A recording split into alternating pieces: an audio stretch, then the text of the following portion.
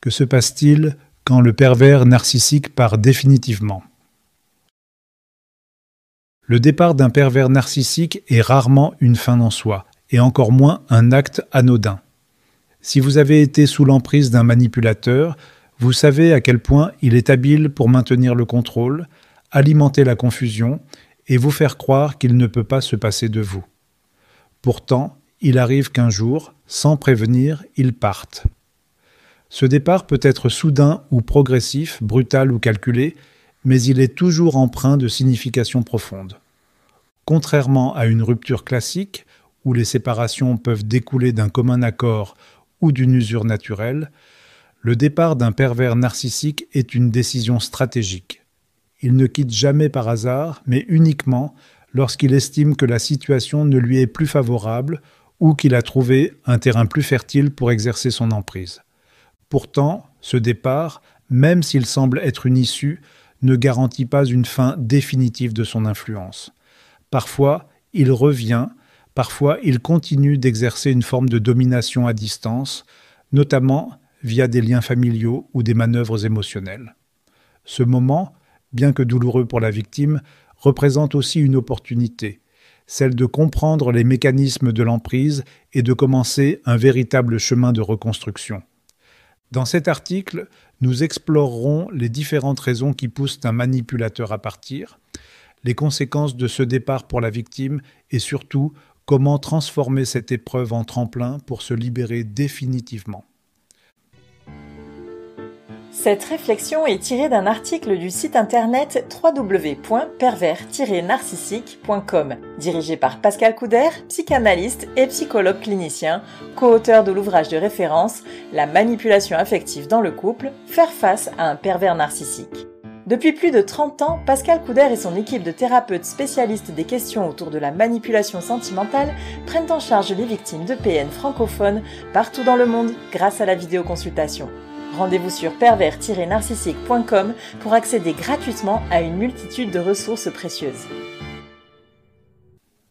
Premier cas de figure, quand la proie n'est plus manipulable. Pour un pervers narcissique, tout repose sur sa capacité à dominer l'autre. C'est la base même de sa relation. Mais lorsque sa victime commence à changer, à lui échapper ou simplement à ne plus se comporter comme il l'attend, l'équilibre qu'il a savamment construit s'effondre. Cette perte de contrôle est souvent le premier pas vers son départ. Il arrive que la victime reprenne son pouvoir. Le manipulateur est à l'aise tant que sa victime reste sous son emprise, réagit à ses provocations ou accepte ses exigences.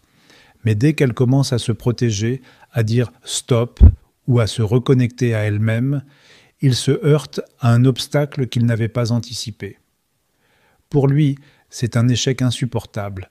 Il n'a pas les outils pour gérer une personne qui ne se laisse plus manipuler. Imaginez une victime qui, après des années de silence, ose enfin exprimer ses besoins ou tenir tête à des accusations injustes. Dans ces moments-là, le manipulateur se retrouve pris au dépourvu. Plutôt que d'affronter cette résistance qu'il ne comprend pas, il préfère quitter la scène. Le pervers narcissique a peur de perdre la face. Quand une victime reprend confiance, elle a souvent envie de parler, de raconter son histoire. Cette simple idée terrifie le pervers narcissique, car il mise tout sur son apparence parfaite aux yeux des autres. Le danger d'être exposé, que ses mensonges soient découverts, le pousse à se retirer. Il préfère partir avant que la vérité ne le rattrape. Par exemple, une femme qui commence à reconstruire ses liens avec sa famille éloignée, à raconter ce qu'elle a vécu, peut provoquer une fuite précipitée du manipulateur. Ce départ est une manière pour lui de préserver son image, même au prix de tout couper. Son départ est rarement improvisé. Il faut le dire, un manipulateur ne part jamais sans avoir préparé le terrain. Lorsqu'il sent que son emprise s'effrite, il se tourne généralement vers une nouvelle cible déjà repérée. Son départ n'est donc pas une simple décision prise sur un coup de tête. Il s'assure d'avoir une autre personne sous la main pour combler le vide laissé par sa perte de contrôle. Et quand il revient malgré tout,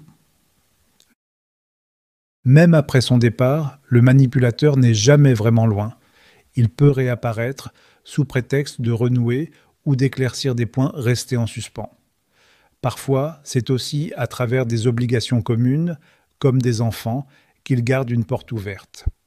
Ces retours, aussi sporadiques soient-ils, sont toujours calculés pour voir s'il peut regagner du terrain. Par exemple, un homme qui envoie un message anodin à son ex, comme « J'espère que tu vas bien », peut, en réalité, chercher à réactiver son influence. C'est une manière détournée de vérifier si la personne est encore sensible à ces manipulations. Comment faire face ? Prenez ce départ comme une opportunité. Même si cela peut sembler brutal ou injuste, son départ ouvre un espace pour vous reconstruire. Restez vigilante. Si des contacts sont inévitables, comme dans le cadre familial, tenez-vous-en à des échanges strictement nécessaires. Appuyez-vous sur des personnes bienveillantes. Le soutien de proches ou d'un professionnel peut vous aider à clarifier vos pensées et à éviter de retomber dans ces filets. Il s'agit d'un véritable tournant pour avancer. Quand un pervers narcissique quitte une relation, c'est souvent parce qu'il sent qu'il n'a plus rien à y gagner. Pour vous, ce départ peut être le début d'une nouvelle vie où vous reprenez enfin le contrôle. Cela demande du temps, mais c'est aussi une chance de redécouvrir qui vous êtes, loin de l'ombre de la manipulation. Étudions maintenant un second cas, quand le manipulateur se lasse. Avec un pervers narcissique, tout est question d'utilité. Tant que la relation nourrit son besoin de domination, d'attention ou de validation, il reste. Mais dès que cette dynamique s'essouffle, il se détourne sans une once d'empathie. Ce départ, brutal et souvent incompréhensible, laisse une victime déjà fragilisée dans un état encore plus vulnérable. Cela se produit quand une victime qui ne répond plus à ses attentes. Pour le manipulateur, chaque relation doit être une source de gratification. Si la victime, épuisée par des mois ou des années de contrôle, finit par devenir moins réactive ou moins docile, elle cesse de l'intéresser. Ses efforts pour lui plaire ou répondre à ses exigences ne suffisent plus. Il n'y voit plus qu'une personne inutile qui ne mérite plus son attention. Par exemple, une femme qui, après des critiques incessantes sur sa manière d'être ou de faire, cesse de répondre ou d'essayer de s'améliorer pour lui. Plutôt que de se remettre en question, il part chercher quelqu'un qui fera mieux. Ou encore, il a le besoin d'aller chercher ailleurs. Le manipulateur a une peur viscérale de l'ennui. Lorsqu'il sent que la relation actuelle ne répond plus à ses besoins, il commence à se tourner vers d'autres horizons. Ce départ n'est presque jamais improvisé. Souvent, il a déjà entamé une nouvelle relation avant même de quitter la précédente. C'est pour lui une façon de s'assurer qu'il ne reste jamais sans ressources. Par exemple, alors que son partenaire s'efforce de sauver leur couple, il entretient discrètement une nouvelle liaison, prêt à basculer vers cette nouvelle proie dès que l'occasion se présente. Il s'agit souvent d'un départ glacial et sans remords. Quand il part, le manipulateur ne cherche pas à adoucir le choc. Il peut disparaître soudainement, sans explication, ou bien choisir de blâmer la victime pour tout ce qui n'a pas fonctionné. Ce départ est souvent accompagné de paroles blessantes, destinées à anéantir les derniers restes de confiance en soi de la victime.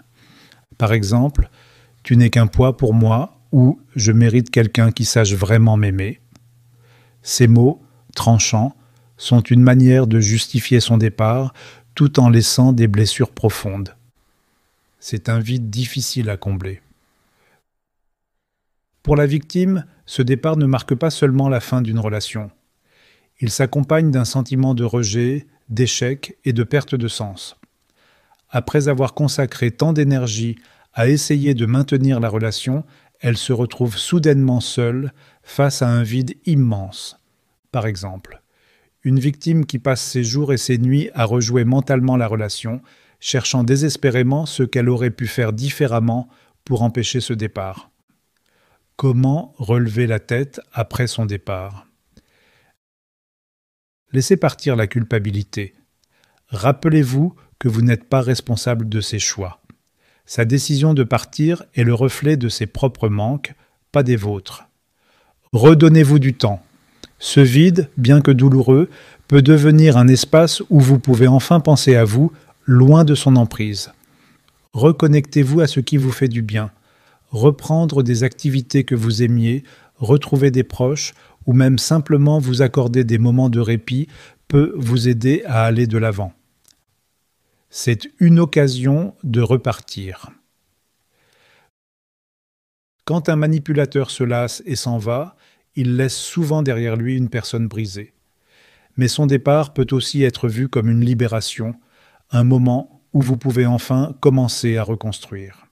C'est l'occasion de vous recentrer sur vous-même, de redécouvrir vos forces et surtout de reprendre le contrôle de votre vie.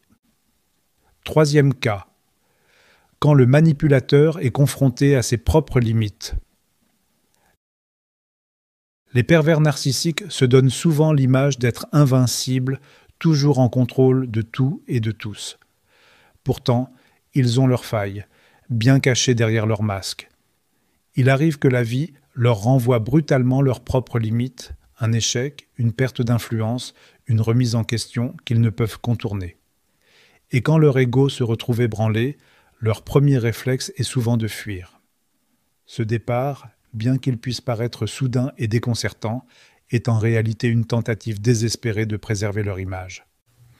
Quand l'échec devient insupportable pour lui, le manipulateur narcissique base son existence sur sa supériorité supposée. Être admiré, respecté, voire craint, c'est ce qui nourrit son ego. Mais lorsqu'il se heurte à une situation qu'il ne peut pas maîtriser, un revers professionnel, une critique publique, ou même un conflit qu'il ne parvient pas à gagner, son monde vacille. L'échec, pour lui, n'est pas une leçon, mais une humiliation insupportable. Par exemple, après avoir été licencié pour incompétence, il retourne la situation contre sa partenaire, l'accusant de ne pas l'avoir soutenu dans sa carrière. Plutôt que d'assumer ses torts, il choisit de rompre pour éviter de faire face à son sentiment d'échec. Il ressent le besoin de fuir pour se réinventer. Plutôt que de faire face à ses responsabilités ou d'accepter ses erreurs, le manipulateur préfère disparaître. Fuir lui permet d'échapper à la honte qu'il ressent et de se reconstruire une nouvelle image ailleurs. Que ce soit en changeant de travail, de cercle social ou même de partenaire, il cherche à s'entourer de nouvelles personnes qui ne connaissent pas ses échecs et devant qui il peut rejouer son rôle de personne parfaite. Par exemple, après avoir échoué dans un projet personnel, il coupe tout contact avec ses anciens amis pour se rapprocher d'un nouveau groupe qui ignore tout de ses déconvenues. Il s'agit d'un départ souvent brutal et incompréhensible. Quand il décide de partir, le manipulateur ne prend pas le temps de discuter ou d'expliquer. Il peut disparaître du jour au lendemain ou encore trouver des prétextes pour blâmer sa victime. Pour lui, tout vaut mieux que de reconnaître qu'il n'est pas à la hauteur. Ce départ est autant une fuite qu'un moyen de reprendre le contrôle sur la situation à sa manière. Par exemple, cette relation ne me tire pas vers le haut, tu ne comprends pas mes ambitions. Une phrase typique qui retourne la faute sur l'autre tout en masquant son incapacité à gérer ses propres problèmes. Quel est l'impact sur la victime ? Pour la victime, ce départ est souvent vécu comme un abandon incompréhensible. Elle peut passer des semaines, voire des mois, à se demander ce qu'elle a fait de mal, sans comprendre que la raison principale réside dans les propres failles du manipulateur. Ce sentiment d'abandon renforce souvent la culpabilité qu'il a déjà instaurée tout au long de la relation. Par exemple, une femme qui se reproche de ne pas avoir assez soutenu son compagnon sans réaliser qu'il aurait trouvé une excuse pour partir, quoi qu'elle ait fait. Comment se reconstruire après ce départ ? Acceptez qu'il ne s'agit pas de vous. Son départ est lié à ses propres échecs, pas à votre valeur ou vos actions. Vous n'auriez rien pu faire pour changer cela. Ne cherchez pas à comprendre ces raisons, vous risquez de vous perdre dans des suppositions inutiles. Concentrez-vous sur ce que vous pouvez contrôler, votre propre bien-être. Reprenez le fil de votre vie. Redécouvrez vos envies, vos passions et ce qui vous rend heureux. Ce moment peut être une opportunité de vous retrouver pleinement sans ces manipulations. Une nouvelle page à écrire se présente à vous. Le départ d'un manipulateur narcissique peut ressembler à un séisme. Il chamboule tout et laisse souvent des blessures profondes.